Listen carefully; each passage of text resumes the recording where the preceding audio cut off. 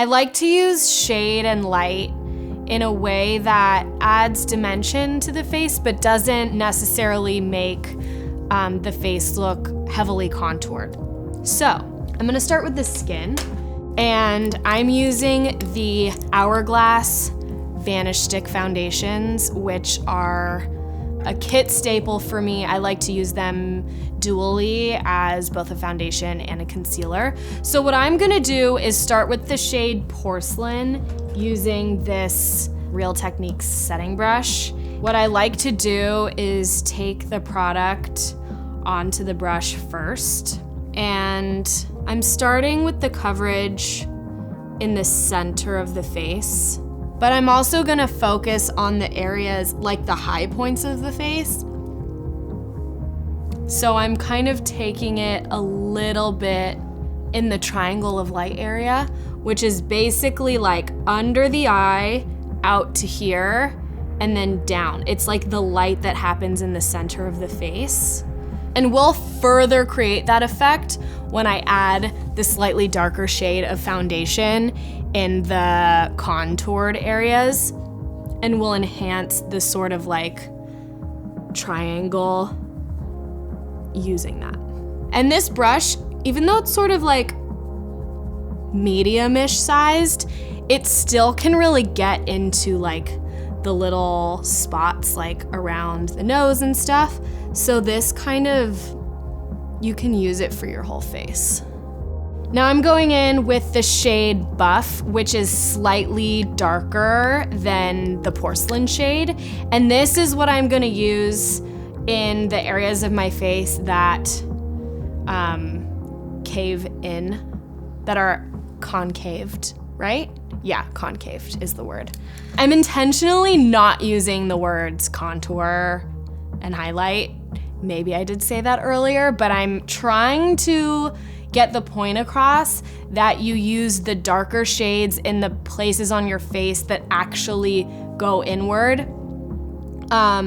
Because even though this is like a warm tone and it's not like a real contour shade, you're still gonna create a multi-dimensional look by using darker and lighter shades. So I'm gonna use this starting with underneath kind of my cheekbone area.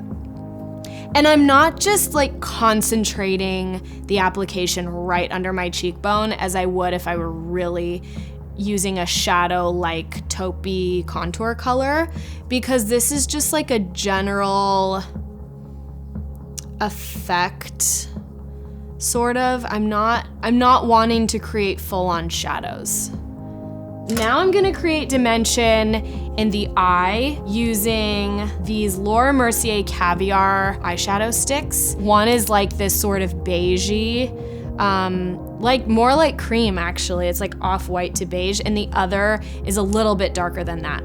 So first, I'm gonna take the brush into the crease, and you just wanna blend it until you don't really see any lines anymore. But because this color is not that much darker than my skin color, it's all a very subtle effect anyway. And I take it onto the lid a little bit, but I wanna focus the concentration of the color really like on the crease. Next, I'm gonna use the same brush because like who cares? And I'm gonna take the lighter shade Vanilla, and I'm gonna use that just as close to the lash line as possible, and I'm gonna blend that out. And this is a pretty cool effect, especially once you add the mascara, because there's more contrast there once you darken the lashes more.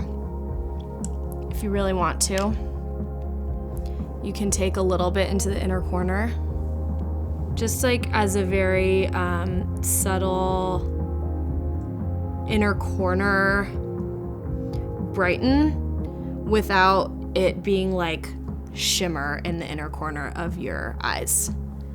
Another thing I really like to do is to take the darker shade underneath the eyes a little bit And this is all just like making the eye look slightly more three-dimensional without it being this really intense statement. This is the Tom Ford Cocoa Mirage eyeshadow palette, and this is really great because it has warm and like cooler neutrals in it. But what I'm gonna do right now is I'm only really gonna use this shade right here just to kind of set the cream eyeshadow that I put on earlier. And I'm gonna go back in to the crease that I created earlier. And maybe, you know, since we're at it, I'll go underneath the eye too and sort of lightly graze that sort of eye socket placement that I did.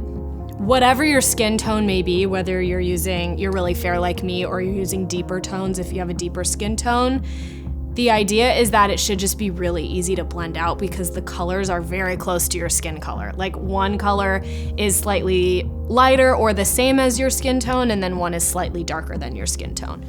Now I'm gonna curl the lashes using my trusty Surratt Beauty Relevee Lash Curler.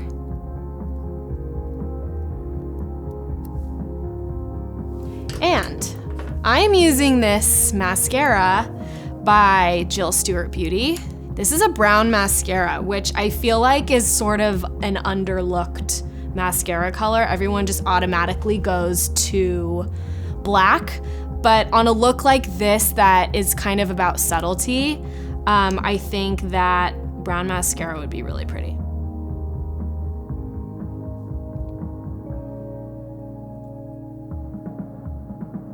So that is the mascara application. It's a rich but dark brown, so it's not that it reads brown necessarily, it's just a little bit less intense than a black. Because I have my bangs, you don't really see my brows, but lately I've kind of been feeling like maybe it wouldn't hurt just to gel them. Because if you see my brows at all, you're mainly seeing kind of the part in the center, the fluffiest part. So I may as well just brush them up, and you won't have to touch them again once the formula sets. So, not that anyone's gonna see these things, but you know, in the event that my bangs kind of part in the middle throughout the day or whatever, at least my brows look somewhat groomed. I really like wearing blush, so you could easily not wear blush with this makeup, but I just can't help myself. So I'm just gonna take a little bit of that, and I'm taking it onto the apples of my cheeks. Just for a little bit of color, but not an intense blush. I forgot to put lip balm on at the beginning of the video, which is something I often talk about, just for like a little bit of a lip tint. But more than anything, it's just moisture. This is the classic Laura Mercier translucent loose powder. I don't wear powder often. I only wear powder to set my under eyes if my concealer is sort of a more emollient formula that I know is gonna crease up more than another one would, or if I used a very heavy moisturizer under my foundation and my face is shiny like right now. I'm gonna focus the powder application right here, kind of outside the sides of my nose, a little bit on the chin, and I'll take it, you know, just in this part under the eye, not on the outer half, because I don't want to put a ton of product where my crow's feet are, because it just brings attention to that.